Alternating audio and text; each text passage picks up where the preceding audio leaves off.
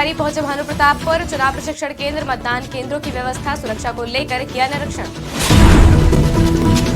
बिलासपुर में भाजपा के नेतृत्व में घर घर लगाया जाएगा झंडा। प्रत्येक बूथ में कम से कम 100 झंडे लगाना अनिवार्य। बिलासपुर में हर साल ओवरलोड हो रही बिजली, बिजली बढ़ने से उपकरण में खराबी। सूरजपुर में लोकसभा चुनाव को लेकर सियासी हलचल तेज, सभी पार्टी के प्रत्याशी अपने जनसंपर्क में जुटे। जगदलपुर में 309 हितग्राहियों के राशन घोटाले का मामला, कार्रवाई नहीं होने से भैंस गांव के ग्रामीण परेशान। नमस्कार, स्वागत है आपका आज की खबर में। मैं हूं आपके साथ महिमा शर्मा। बढ़ते छत्तीसगढ़ की बड़ी खबरों की ओर। लोकसभा चुनाव 2024 की तारीखों का ऐलान हो चुका है। ऐसे में छत्तीसगढ़ में पहले चरण में 19 अप्रैल को बस्तर और द्वितीय चरण में 26 अप्रैल को कांकेर लोकसभा के लिए मतदान होना है, जिसकी तैयारी को लेकर आज कांकेर कलेक्टर व जिला निर्वाचन अधिकारी भानु प्रतापपुर पहुंचे, जहां उन्होंने हो रहे चुनाव प्रशिक्षण केंद्र व मतदान केंद्रों की व्यवस्था, सुरक्षा को लेकर निरीक्षण किया। साथ ही साथ लगाए गए चेक पोस्टों का भी निरीक्षण किया गया, जिसके बाद उनके द्वारा सभी कार्यों को बड़ी सुरक्षा और बेहतर ढंग से करने का निर्देश दिया गया, ताकि किसी भी प्रकार का कोई परेशानी न आए। निरीक्षण के लिए कांकेर कलेक्टर समेत प्रशासनिक अधिकारी, अनुविभागीय अधिकारी, राजस्व सहित तहसीलदार मौजूद रहे।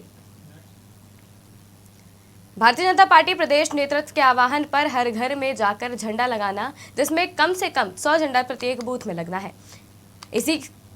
इसी पर आज बूथ कार्यकर्ताओं के साथ भाजपा अनुसूचित जाति मोर्चा के जिला अध्यक्ष चंद्र प्रकाश सूर्या ने झंडा लगाया और कहा कि मोदी है तो मुमकिन है फिर से इस बार मोदी सरकार। अब की बार 400 पार प्रत्येक घर जाने पर सबने प्रधानमंत्री मोदी की गारंटी और मुख्यमंत्री विष्णुदेव साय के शासन में बढ़ रहे छत्तीसगढ़ लगातार उन्नति और प्रगति के पथ पर अग्रसर हो।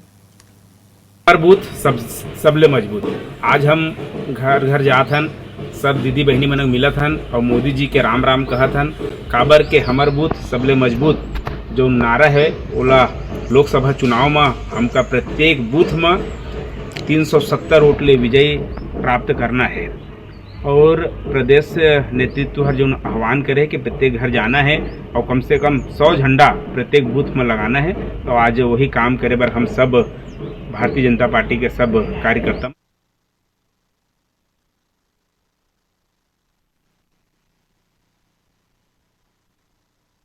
काम जनहित के काम में दोनों विभागों के बीच असमंजस का हाल।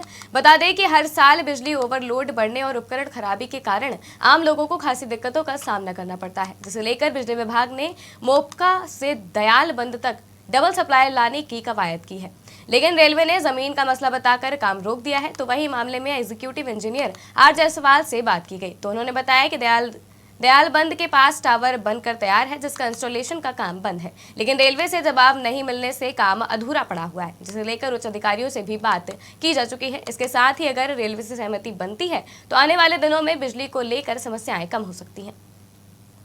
बिजली विभाग से बिलासपुर शहर की इलेक्ट्रिक व्यवस्था को अच्छा करने के लिए एक 33 kV लाइन का एक्सटेंशन का काम कर रहे हैं, जो कि अपोलो चौक से 33 kV मधुबन सबस्टेशन तक जाएगा, जिसमें अरपा नदी के दोनों तरफ टावर इरेक्शन का काम पूरा हो चुका है।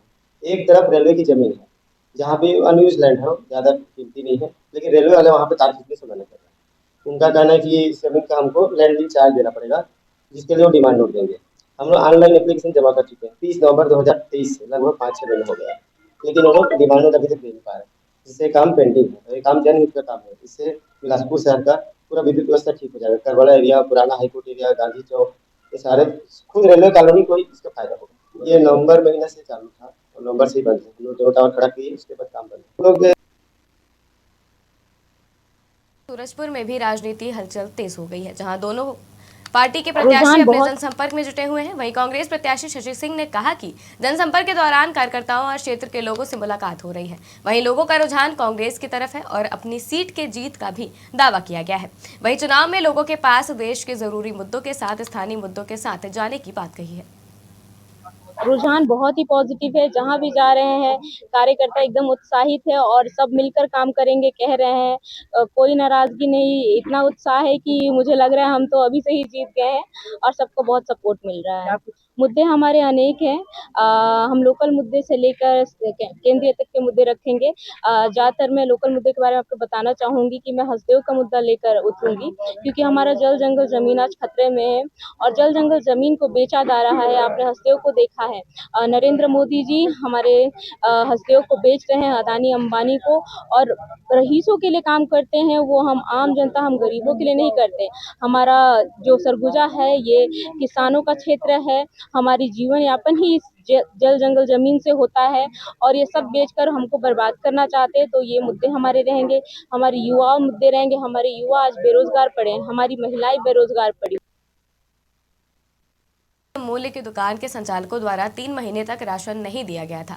राशन संचालकों ने ग्रामीणों से 3 माह तक शासकीय ई पोज मशीन में फिंगरप्रिंट लेकर राशन नहीं दिया। ग्रामीणों ने बताया कि कुछ पढ़े लिखे लोगों ने जब इसके बारे में बात की तो उनके राशन कार्ड में केवल राशन देना है लिखा गया। कुछ रोज पहले इसी मामले की शिकायत लेकर बड़ी संख्या में स्थानीय ग्रामीण थाने में भी पहुंचे थे। थाना प्रभारी ने इनका आवेदन लेकर आवश्यक कार्रवाई करने की आश्वासन दिया, लेकिन ग्रामीणों को दिया था। कई दिन गुजर जाने के बाद भी आज तक पुलिस प्रशासन द्वारा कोई कार्रवाई नहीं किए जाने से ग्रामीण आक्रोशित हैं। यहाँ पे हम लोग पहले दिसंबर में जो अंगूठा लगाए थे, उस अंगूठे से फिर जो जनवरी में मिलने वाला था वो नहीं मिला। फिर इसके लिए फिर करीबन 309 कार्ड को, राशन कार्ड को चावल नहीं मिल पाया।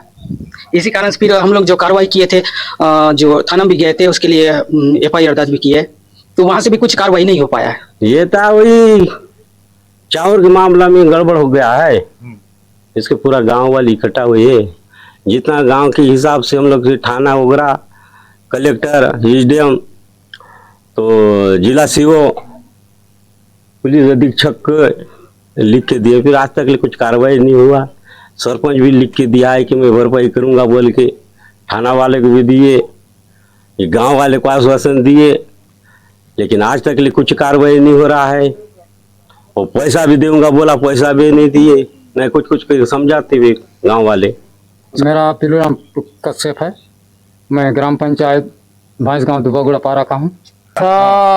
जो राशन दुकान चला रहे थे, जिनकी जो देवलीपति वो लैकन के द्वारा सरपंच ने देवली, उसके बाद जो लेम्स चलाने के लिए वो सेशन में रखा था, मैं गया एक दिन सोसाइटी में, भाई क्यों ऐसा कर रहे हो? तो मैं बोला ऐसा मत करो यार। नहीं, मैं जहाँ जाना है जाओ, हमको क्या करना है? विधायक फंड से 1.5 लाख पैसा दिया है लखीसर बघेल, मैं चला रहा हूँ दुकान, ऐसा बोल के ना थनुराम में बोल दिया। मैं बोला कहाँ से वो विधायक दिया है पैसा गाँव वाले को? तो मेरा ऊपर आ गया। तो मैं बोला भाई मारना है मारो, मैं कोई दिक्कत नहीं है, मैं गांव के लिए आया हूँ, मेरा ये किला के लिए नहीं आया हूँ यहाँ। मैं जैसे तो मारना है मारो बोले, सामने गया राशन दुकान में, तो बोला मारूंगा, मारो ना भाई आप। लोरमी से हैरान कर देने वाला मामला सामने आया है, जहां आकाशीय बिजली गिरने से युवक की घटनास्थल पर ही मौत हो गई।